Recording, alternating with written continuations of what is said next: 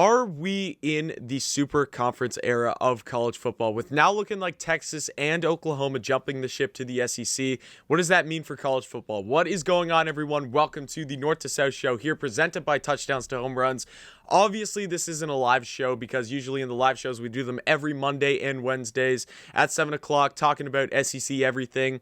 I don't have another live show until July the 26th, and there's just way too much to be talked about this Texas-Oklahoma news that I cannot wait. So obviously, I'm putting a video up for you guys right now.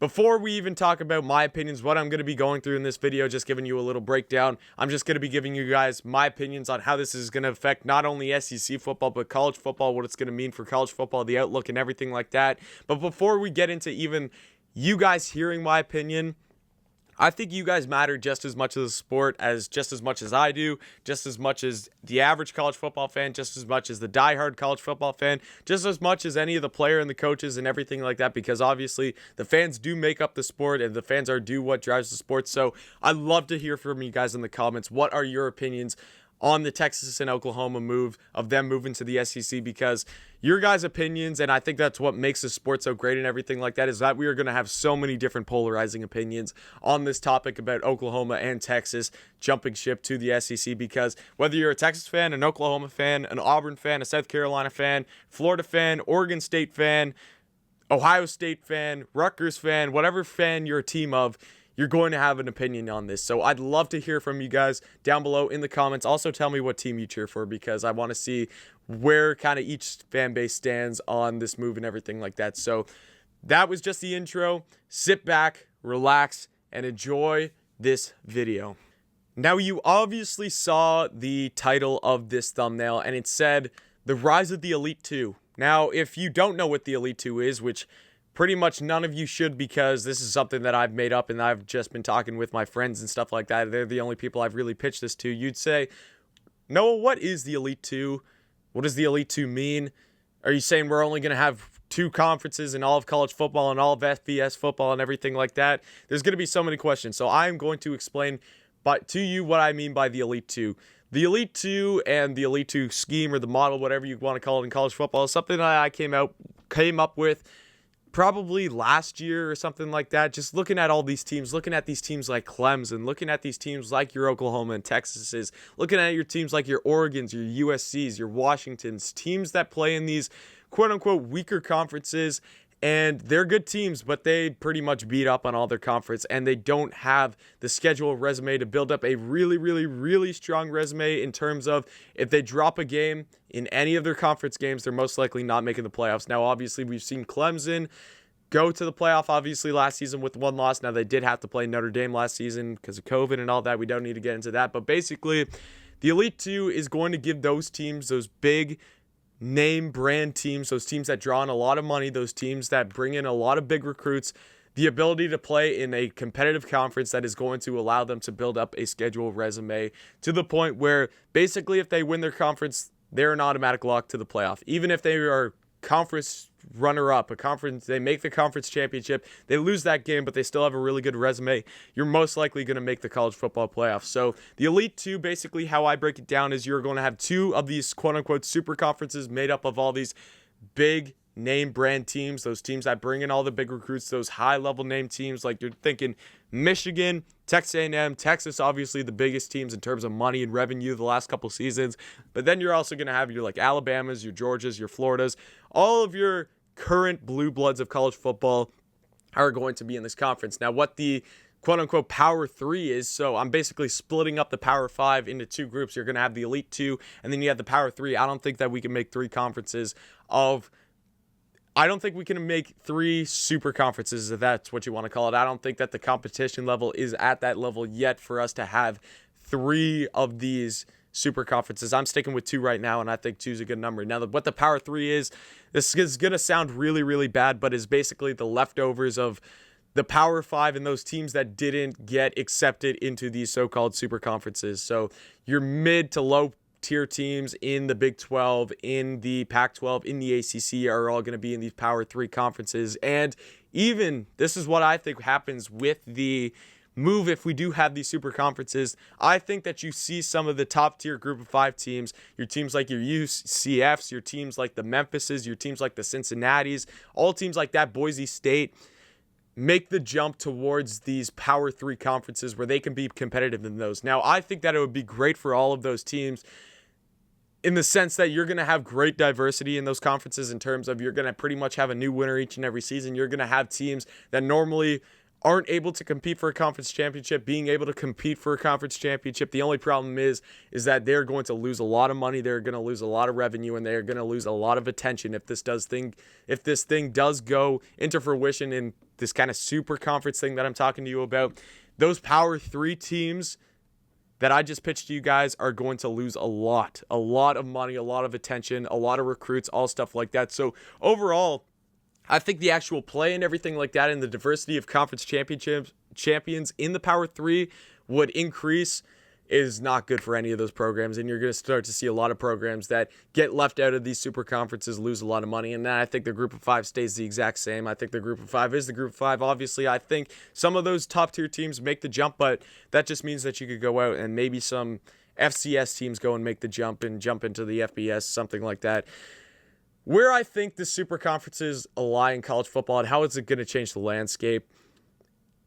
Do you guys remember, obviously I'm not a big soccer guy at all. I'm not a big soccer fan at all. Didn't really watch any of the Euros. I don't really care about the World Cup. I don't care about the MLS, all stuff like that. And most college football fans don't care about soccer, but this was something that was massive in the sports world. And even though I wasn't a soccer fan, you still hear about this quote unquote super league that they were building where all of the top tier, the biggest money teams like your Barcelonas, your Real Madrids, your Manchester United, I could be wrong on all of those. That's just, when I think of big soccer name brands, those are what come to mind for me. All of those teams were going to come together and create one league, basically leaving all the other teams that didn't have the same money to compete with them in the dust, and they were going to lose tons of money. Now, obviously, that got overruled and everything, and it's not going to happen anymore. But for a while, people were pissed. People that were fans of the other teams, even just soccer fans in general, were pissed about the Super League because it was going to ruin the sport. It was going to create so much less diversity. You were just going to have the top of the top teams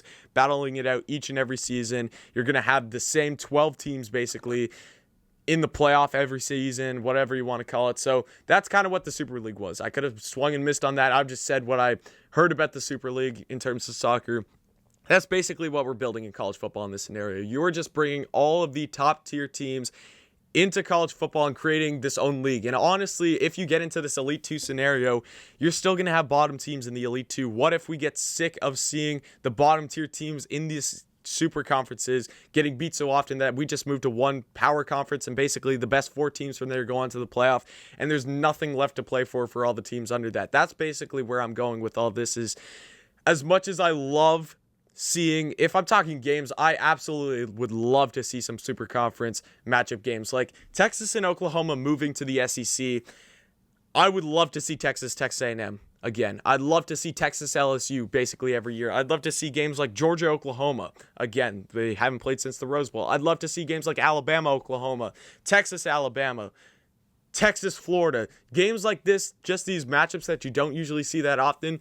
I would kill to see those matchups. You're going to have a big time matchup each and every single week in the SEC, maybe even 2. Like you are going to have your CBS games and then even the games that are left for ESPN, although ESPN's contract with the SEC is about to take over. So basically, ESPN is going to have some monster games to take over for the SEC each and every single week, and you're going to have 2 to 3 big tier matchups each and every week in the SEC. That's basically where you're going in terms of money. You're getting your money there, but other than that, there's going to be no diversity in the sport. There's going to be no chance for your teams like Baylor. There's going to be no chance for your teams like TCU. There's going to be no chance for your teams like Arizona State, if you want to call them. There's going to be no chance for your teams like, look at an ACC team that's competitive, your North Carolinas who are just bringing in. If those teams don't make the super conferences, even they could go undefeated in their own prospective Power 3 conferences, those teams are not going to make the college football playoff. You're basically limiting and keeping all the other teams out of contention for the college football playoff. And we've already seen that with the group of five. The group of five has not made a college football playoff spot yet, even though they've had two undefeated teams up to this point. Say what you want about your opinion of group of five teams going on to the college football playoff. But we're literally about to eliminate all these Power 3 conferences. And what I pitched to you guys, where we're going to have these super conferences, starting off with Texas, Oklahoma moving. Then you're going to see like your USC's, Oregon's, and Washington's moving. You're going to see your teams like Clemson, maybe Miami, Florida State move. Teams like that are all going to start jumping ship. And you're going to be left in the dust with all these Power 3 teams who are going to lose money. They're going to lose recruits. And you are just basically building at some point. You're going to have a group of 8. You're going to have an Elite 2 and a group of 8. There are going to be top-tier teams in the group of 8, but the way that college football has worked right now, and you're talking about the group of 5 and them having legitimate chances at the playoffs, it doesn't happen right now in a 14 playoff. They might expand to 12, but if we're talking about a 14 playoff right now, we don't give the group of 5 any chance. If you move to just 2 elite conferences, you're not giving the group of 8 any chance. So that's kind of where I stand on this. Yes, I'm going to love the matchups. I'm going to be watching each and every single game that's going on in the SEC, all these big-time matchups that are constantly coming up. But for me, especially like a fan of South Carolina, especially a fan of, or if you're a fan of any of these other teams who the last couple seasons have been towards the bottom of these conferences, and you get put in these elite conferences or even kicked out of one of these conferences, like if you're a Vandy or something like that, if you're Rutgers in the Big Ten, because the Big Ten is the other conference that I see being this quote-unquote other super conference other than the SEC, you're not going to really have a chance if you get kicked out. You're probably going to get kicked out, and you won't have a chance at a college football playoff regardless of how well you do in your own prospective Power 3 conference. So what I'm going to kind of wrap this up with is I love Oklahoma and Texas joining the SEC. I love it in terms of competition for the SEC. I want to see South Carolina play in Oklahoma more than I want to see South Carolina play in Eastern Illinois. I just love seeing good teams going up against my favorite team. And yeah, they'll win sometimes. They'll lose sometimes. It sucks to see them lose, but I'd rather go up against a good opponent because it feels so much better when you win. Now, that could change, obviously, if we get into these super conferences and my team just keeps getting slapped and everything like that. It's season in and season out, and I'm like, this is just painful to watch. But overall, these super conferences, it's not going to be a good look for college football. You're just going to see the college football playoff either try to expand itself way too much, or it's going to be so scarce and limit itself down to so little teams that you're going to eventually at some point have like 12 teams that even have the slightest of chance at making the college football playoff, because you'll have Alabama, you'll have Clemson, you'll have Ohio State, and you'll have Oklahoma and your Georgia. Every single year they'll have a chance to make your college football playoff, but what about the teams below them in the conferences and everything like that? Their quest for a college football national championship is pretty much over if we switch to this Elite 2 model, and that's what's going to happen if you have Texas and Oklahoma join the SEC and all these other teams start to follow. So that's where I'm kind of feeling on this Texas-Oklahoma thing. I know I did it more in a general sense of college football, didn't really specifically talk about Texas and Oklahoma, but more the impact of what them moving to the SEC will do. So again, guys, thank you guys so much for tuning into this. Please let me know your opinions on the Texas-Oklahoma moving to the SEC situation, because it is crazy. There's lots to be talked about, lots of more news to be broke about, like when this is actually going to happen. Other sports, even like college baseball, I'm excited to hear about this, because Texas moving to the SEC would be big. Oklahoma moving to the SEC would be big for baseball. So there's still lots to be learned, but that's all we know for now. So thank you guys for tuning in. Like down below, hit that sub button, comment. Thank you for watching, and definitely come back next time.